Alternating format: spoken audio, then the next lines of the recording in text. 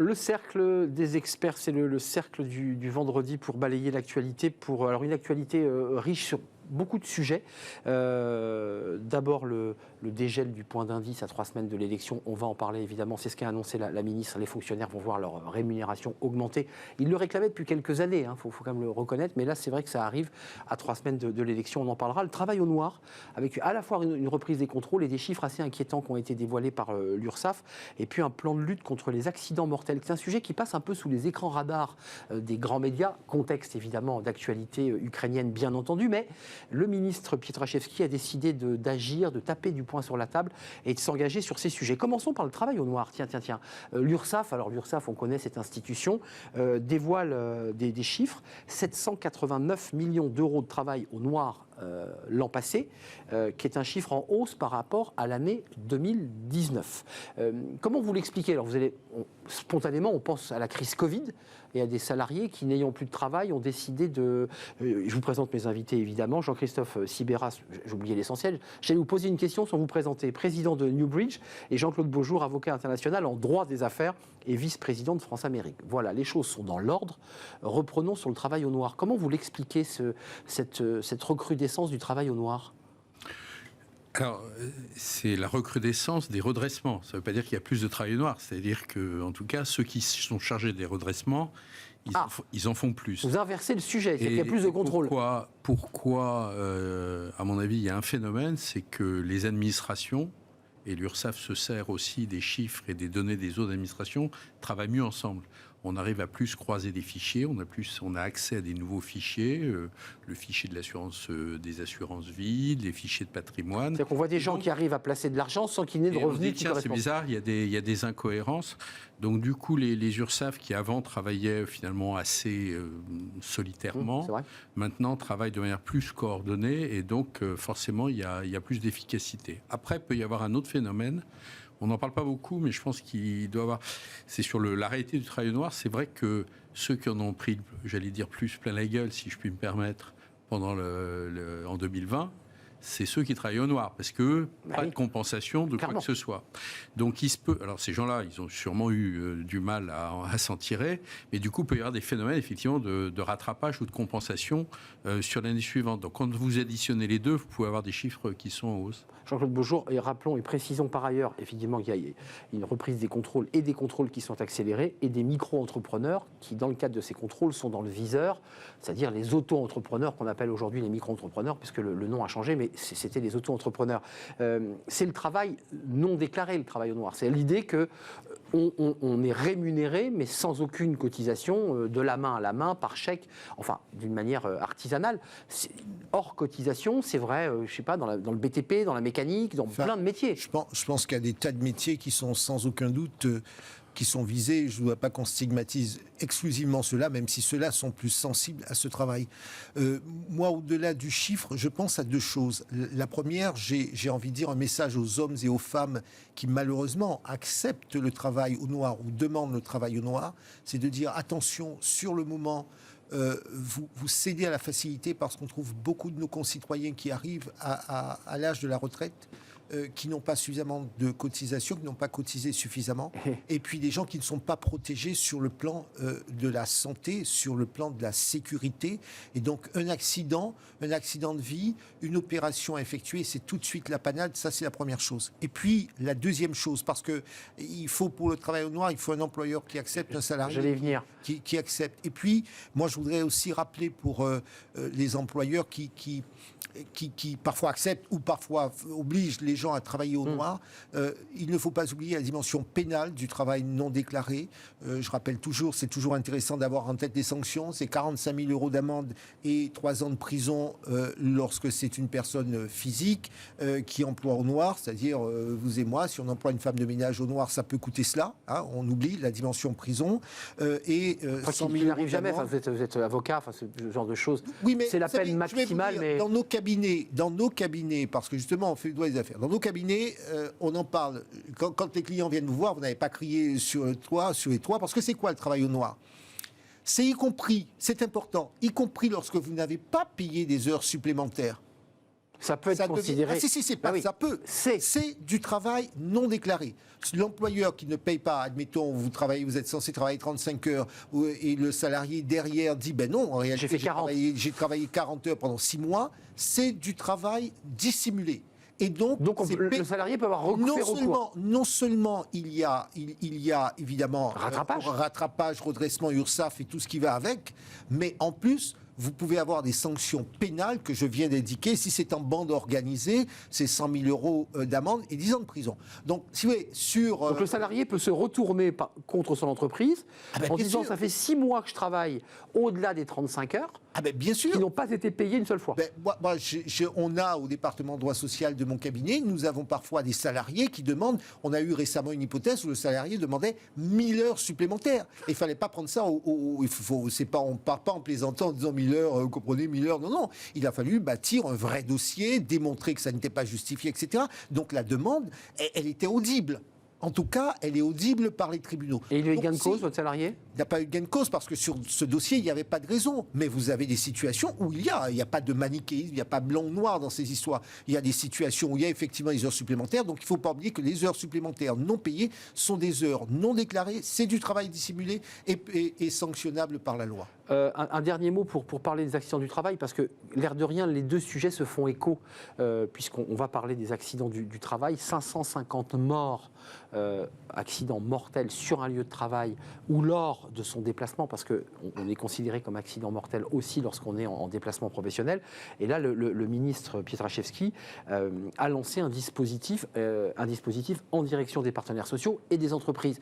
Ça me fait penser quand même ce que Chirac avait engagé sur les morts sur la route. Il avait dit on peut faire baisser les chiffres, il faut plus de sanctions, plus de sévérité. Qu'est-ce qu'il faut faire pour faire baisser ce chiffre qui est terrible ? Alors, il faut juste se rappeler quand même, tout accident est affreux et terrible, mais il y a 20 ans, 30 ans, il y avait 1000 morts par an en France. Donc on a pratiquement divisé par 2, avec une population active qui entre-temps a augmenté. Donc malgré tout, même si c'est un nouveau plan qui est lancé par Laurent Pietraszewski, il a raison de le faire, un plan pluriannuel, on a quand même fait du boulot en France ces dernières années. Il y a des facteurs favorisants, il y a moins de, par exemple, quand l'industrie, il y a moins d'industrie, il n'y a plus d'accidents du travail dans l'industrie, il y a aussi moins de décès. Donc il y a des phénomènes. C'est terrible ce que vous dites, parce que c'est vrai que petit à petit, l'industrie disparaissant fait baisser l'accidentologie. C'est pas une bonne nouvelle. C'est pas une bonne nouvelle. Bon, ce qu'il a dit aussi, c'est que beaucoup d'accidents se concentrent dans certains secteurs. Il faut quand même le dire. Effectivement, les secteurs où le travail est ce que j'appelle mouvant. Ça bouge tout le temps. Quand vous travaillez au même endroit, BTP. Quand on vous donne des consignes, a priori, vous arrivez le matin, vous savez. C'est le BTP par exemple. Le BTP, les chantiers du bâtiment, parce qu'un chantier ne ressemble en rien au précédent. Et ainsi de suite. Et puis juste précise quand même que parfois il y a des ouvriers, pour des raisons de rapidité d'exécution, alors que l'entreprise leur avait donné des consignes, ne s'arnachent pas, il arrive qu'il y ait des chutes, c'est assez fréquent. Et donc dans le plan, il y a un accent très très important qui est fait en fait, et à juste titre d'ailleurs, sur les nouveaux embauchés, les jeunes en particulier. Et intérim.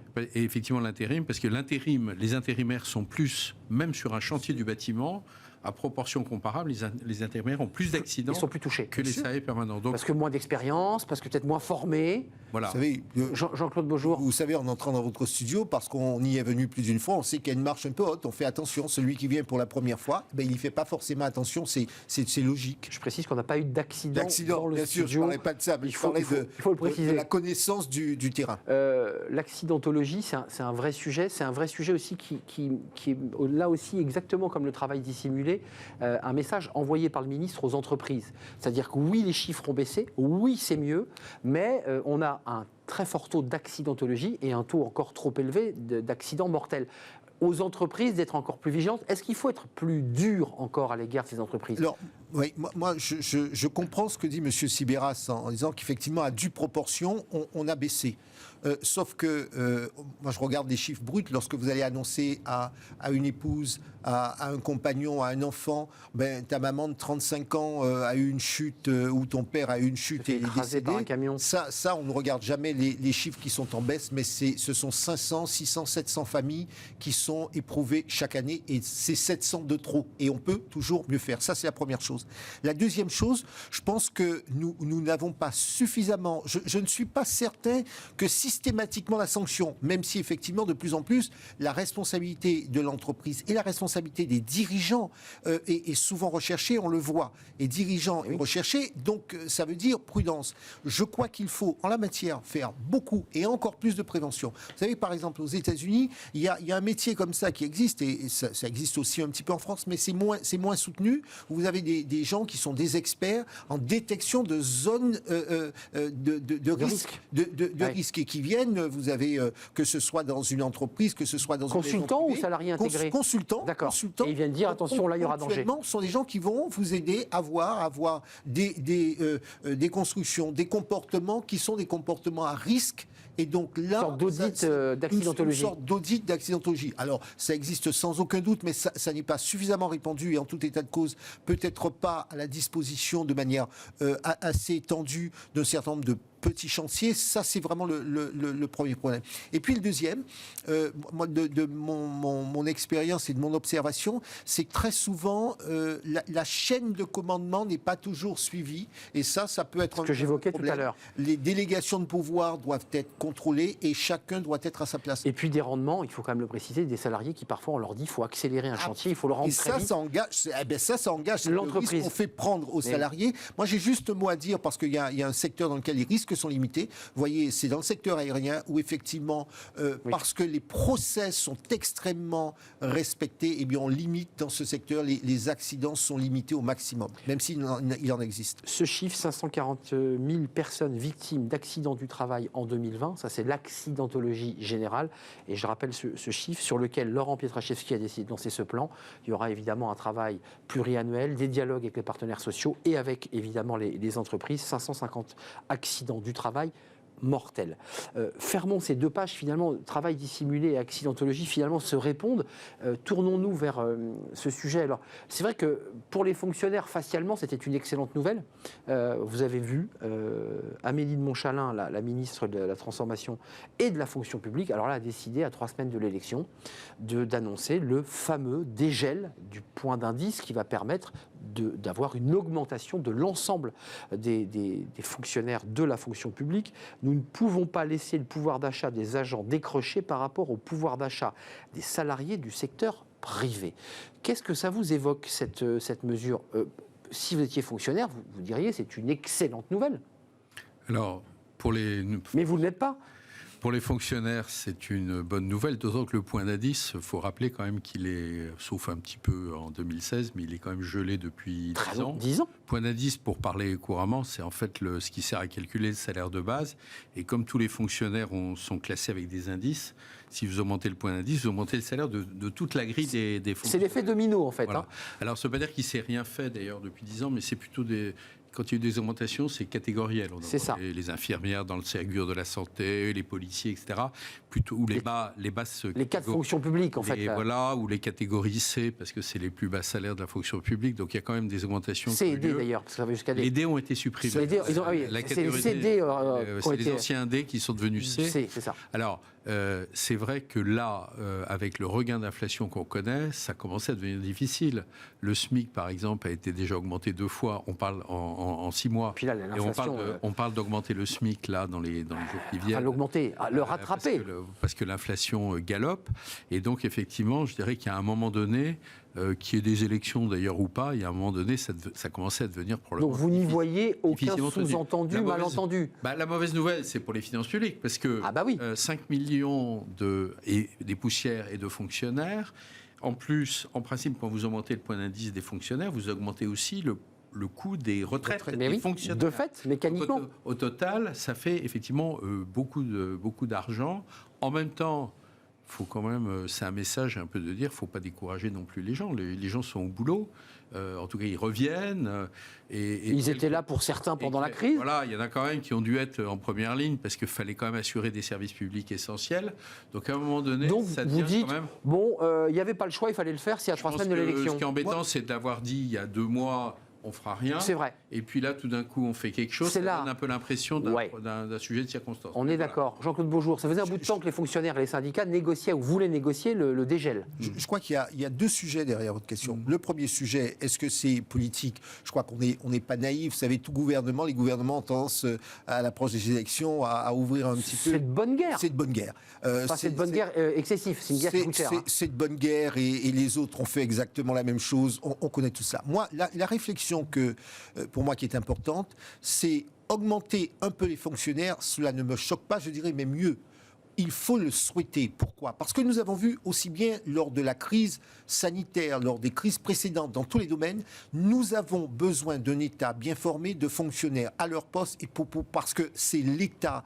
On a besoin d'un État fort en France, en tout cas qui commande, et on voit bien dans les pays où l'État est déliquescent, eh bien on n'arrive pas à gouverner et le service public ne fonctionne pas. C'est la première chose. Et puis la deuxième chose, nous avons souvent parlé avec vous, réindustrialiser, attirer des talents. Si nous voulons, par exemple, garder nos ingénieurs, garder nos chercheurs, il faut les payer. Sinon, nos chercheurs partent à l'étranger, ils partent travailler dans le secteur privé. Maintenant, il y a de moins en moins de polytechniciens qui restent dans l'industrie ou dans la recherche. Ils partent faire de la finance, de la tech, etc., de la tech. Alors, c'est très bien de dire souveraineté économique, il faut ramener nos entreprises, il faut innover. Mais si nous n'avons pas de chercheurs, si nous n'avons pas de professeurs, si nous n'avons pas, on me dit que... nos chercheurs partent beaucoup aux États-Unis, si je regarde bien les chiffres. Oui, mais c'est pour cette raison que je vous dis, il ne faut pas les décourager. Alors, c'est vrai que sur la masse, c'est une somme importante, mais en même temps, je pense qu'il est normal qu'on envoie un signal fort à nos fonctionnaires. Alors que ça vienne maintenant, on en a parlé, mais je pense qu'en revanche, il faut que nous ayons un État fort et des fonctionnaires correctement payés. Il y a eu le plan de résilience qui a été annoncé par Jean Castex, ça négocie en ce moment même d'ailleurs sur le chômage partiel, sur l'idée qu'on revienne à un quoi qu'il en coûte au-delà des aides sur les énergies. Et puis il y a eu cet appel au privé pour recruter dans les TPE, PME. Je ne sais pas si vous avez vu passer cette information. Qu'est-ce que vous en pensez? Comment vous voyez cette proposition? Comment vous l'éclairez? Alors, il y a eu un rapport d'un conseil qui travaille auprès du Premier ministre. Le CAE, le Conseil d'analyse économique. Qui effectivement est composé de gens très très bien et qui s'interroge sur la question suivante. Comment se fait-il qu'en France, on a du mal à trouver autant de gens en recrutement et qu'on ait malgré tout 7,4% dernier chiffre du chômage. Alors ils ont baissé, mais il reste quand même beaucoup plus 1 million d'offres globalement. Voilà, ça reste quand même plus élevé que dans les pays voisins qui sont à pleine. Pourquoi ça baisse pas plus? On a l'impression qu'à un moment donné, on a une espèce de chômage structurel en France qui est plus élevé. Qui est vieux de quoi? De 30 ans ce chômage structurel. 74, crise du choc pétrolier. Voilà, et c'est le chômage qu'on n'arrive pas à faire baisser, parce qu'il y a toujours un peu de chômage dans une économie. Quand les gens changent de boulot, il y a toujours... Mais on devrait être en dessous de 5 avec on devrait être à 3 ou 4. C'est ça. En fait, c'est quand on regarde les États-Unis, la Grande-Bretagne, l'Allemagne, tous les pays voisins un peu comparables. Et nous, on a toujours 4 points comme ça de gras. 3 4 points. Alors, ces économistes ont dit, mais c'est parce que, en fait... il y a un problème d'information. C'est-à-dire que savoir où sont les emplois, les trouver, les gens ne savent pas. C'est la rencontre entre l'offre et la demande. Il y a un problème de connaissance, finalement. Un marché, pour qu'il marche, si je puis dire, il faut savoir où est-ce qu'il y a des emplois disponibles. Mais ça pose quand même... Le CAE dit quand même, il dit en creux, que notre modèle d'aide de retour à l'emploi, ce qui est Pôle emploi, qui est un service public, de délégation de service public, fonctionne pas si bien quand même. Alors, effectivement, derrière ça, il y a un peu cette idée que finalement, l'accès aux fichiers des demandeurs d'emploi ne devrait pas être réservé à Pôle emploi. Mais que chacun pourrait. Ou aux agences d'intérim, puisqu'il y a des accords entre les agences d'intérim et Pôle emploi, mais qu'il pourrait y avoir les cabinets de placement. Il y a pas mal de gens qui s'intéressent. S'implémenter sur l'ensemble du. Et je crois que c'est des propositions qu'il faut regarder parce qu'en réalité, tout ce qui est fait pour réduire le chômage est très bon. Pas seulement pour les chômeurs, c'est bon pour les finances publiques, pour les cotisations sociales. Donc, de toute façon, c'est très, très bon pour l'économie et puis pour les entreprises d'avoir les gens qui sont là pour trouver. Après, soyons clairs, il faut aussi que parfois les entreprises arrondissent un peu les angles sur leurs exigences. Et leurs fiches de poste. C'est pas toujours... il faut aussi à un moment être un peu réaliste. On ne trouve pas toujours le... C'est ça, le mouton à 5 pattes. Le mouton à 5 pattes. Et un à 4 pattes, ça marche bien aussi. Il faut aussi parfois que peut-être les demandeurs d'emploi prennent les offres quand elles arrivent, plutôt que de se dire je vais attendre, etc. Jean-Claude Beaujour, ce chômage dit structurel, d'ailleurs qui est posé par le CAE, qui dit si on veut faire baisser notre chômage pour le faire revenir à une notion de plein emploi qui serait sous la barre des 5, 4, il faut que l'ensemble des acteurs privés s'implémentent avec notre service public de l'emploi. C'est une bonne idée parce que certains même allaient plus loin. Et ce n'est pas ce que dit le CAE, mais l'idée c'était de démanteler Pôle emploi et de créer des agences régionales, semi-publiques, semi-privées, pour faire vivre localement l'offre et la demande. Moi je suis assez pour la régionalisation de manière à faire en sorte que l'organisme qui gère les offres d'emploi soit le plus proche possible du terrain. C'est la première chose. La deuxième chose est la coopération entre organismes institutionnels en charge de développer l'emploi, les entreprises, les associations, les syndicats, tout ce petit monde travaille ensemble parce que, au fond, finalement, ce que j'entends de la part d'un certain nombre de personnes qui sont en recherche, c'est que parfois une inadéquation entre celui qui est chargé de les conseiller, qui connaît, mais on ne peut pas tout connaître, mais c'est vrai qu'il connaît approximativement le marché, celui qui a une offre à effectuer, celui qui recherche, etc. Oui, il y a une cohérence des bassins d'emploi aussi. On sent bien que cette dynamique-là ne fonctionne pas toujours. Deuxième élément qui, lui, est culturel dans notre pays, c'est qu'on a, Dieu merci, un système de protection qui n'est pas trop mal, et c'est vrai que les gens ont tendance à se dire, j'attends de trouver le bon emploi pour pouvoir... Ça, vous pointez du doigt, entre guillemets, ce qu'on a appelé notre modèle social très protecteur, qui ne crée pas... une bonne chose, attention. Non, mais bien sûr, c'est vraiment une bonne chose. Mais simplement, ça crée une culture, mais on voit bien qu'il y a des démarches qui sont prises en ce sens, d'attente. Enfin, un dernier point, on parlait de chômage structurel, de gens qui sont demandeurs d'emploi. Moi, je pense qu'on a encore un rattrapage à faire entre la formation et ce que l'on demande et la formation affichée et l'offre d'emploi. C'est ce que disait. Vous savez, par exemple, moi je connais le monde universitaire, quand on laisse des tas de jeunes faire des doctorats de quelque chose, je ne donnerai pas de nom, mais des doctorats de quelque chose en sachant que globalement, le marché il y a 4 postes de profs en France et ils sont 100. Voilà, je veux dire, c'est l'entonnoir. Sur certaines matières, on sait très bien que les débouchés sont très limités. Donc là-dessus, mes amis enseignants, je leur dis, moi je me souviens d'une enseignante qui m'avait dit, oui, l'enseignement n'est pas fait pour pouvoir préparer à l'emploi, l'enseignement c'est le débat des humanités. est fait pour donner du savoir. Je lui disais, oui, mais ça, on dit ça lorsqu'on est de famille aisée, qu'on vit dans une zone urbaine, quand les parents se saignent pour faire des études à des gamins 4 ans après le bac. C'est un vieux débat de l'éducation nationale. Je dis, il faut trouver un mix. Je comprends. Moi, je suis pour le savoir, pour le plaisir. Mais il faut aussi orienter vers des secteurs sous tension. On a un bon système. Mais effectivement, il faut savoir populariser, il faut savoir informer et préparer nos jeunes à l'emploi. Mais il y a quand même...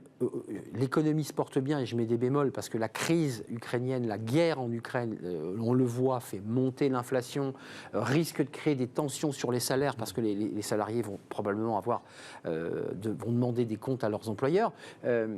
Est-ce qu'il faut repenser le modèle ? Est-ce que notre modèle tel qu'il est bâti aujourd'hui fait qu'on a en permanence ce chômage structurel, pour conclure ? Moi, je pense pas. En fait, je trouve que la crise a plutôt... Parce que vous avez été à la tête de la NPE, vous avez... J'ai été DRH. Donc vous avez une petite connaissance du modèle quand même. Je ne veux pas accabler... Je connais ça. Non, ce qui se passe, c'est que, pour parler de Pôle emploi, que effectivement je connais un petit peu, où j'ai œuvré dans cette... Parce qu'il y a des gens très dévoués, très engagés là-dedans. Oui, engagés, oui. Dans Pôle emploi. Non, ce qui se passe, c'est que Pôle emploi s'est beaucoup tourné vers les demandeurs d'emploi. Et là, ce qui est dit par le rapport, c'est qu'il faut plus se tourner vers les entreprises. Parce que bien sûr. L'emploi, TPE, PME. C'est l'employeur. Oui. Bien sûr. Et donc, il faut répondre aux besoins du client. Et si je puis dire, le client, c'est certes le... Mais ça, c'est un problème de culture. Mais le vrai client, c'est l'entreprise. Et c'est très difficile pour... dire client pour des collaborateurs de Pôle emploi, c'est... Oui, mais justement... moi, je suis assez d'accord. Il faut savoir casser un peu tout ça. Il faut arrêter. On a besoin, c'est très bien, mais si vous n'arrivez pas à faire votre job, eh bien, vous n'avez pas d'intérêt. Oui, celui qui est votre principal... Le client, l'entreprise. Le client, oui, celui qui vous fait travailler, celui qui a un besoin, celui dont vous devez satisfaire le besoin, c'est l'entreprise. Oui, c'est un peu une révolution copernicienne. Si vous préférez ce mot-là, celui dont vous devez satisfaire leurs besoins, c'est l'entreprise. Non, mais il ne me choquait pas en soi, mais je sais que la culture de l'entreprise... Non, mais moi, je vois la différence. Donc, le mot client peut-être gêne. Mais ce qui est intéressant, c'est conclusion. que... oui, d'ailleurs, quand on voit les mots, effectivement, dans le public, au lieu de dire client, on va dire usager. Usager du service public. C'est vrai. C'est l'intermédiaire. C'est qu'il y a un petit problème. Donc, effectivement, basculer vers une vraie culture de client, et c'est pas un gros mot, client. C'est noble, et heureusement, et il faut jamais l'oublier, parce que c'est le client qui... Jean-Claude Beaujour, dernier mot. Il y a 25 ans, on disait à la SNCF, nous étions des usagers du service public, des usagers de la du service public. Et Guillaume Pépi, par un formidable travail, a fait évoluer son groupe, et on parle du client, et on est traité comme un client. Et oui, nous sommes des clients. C'est exactement la même bataille sémantique qui devra avoir lieu, je pense, au sein de Pôle emploi. Mais ça n'est pas un gros mot. Et se tourner vers l'entreprise. Ça, c'est très important pour coller au plus près aux besoins du client. Merci Jean-Christophe Sibéras d'être venu nous rendre visite, président de New Bridges, avec un S à Newbridge, et Jean-Claude Beaujour, avocat international en droit des affaires et vice-président de France-Amérique. C'est un vrai plaisir de partager ce cercle RH avec vous, ce débat des experts. On termine avec Fenêtre sur l'emploi. On va parler d'une vieille entreprise qui est une marque très connue, La Pave. Elle a 150 ans et elle recrute. On en parle avec son directeur.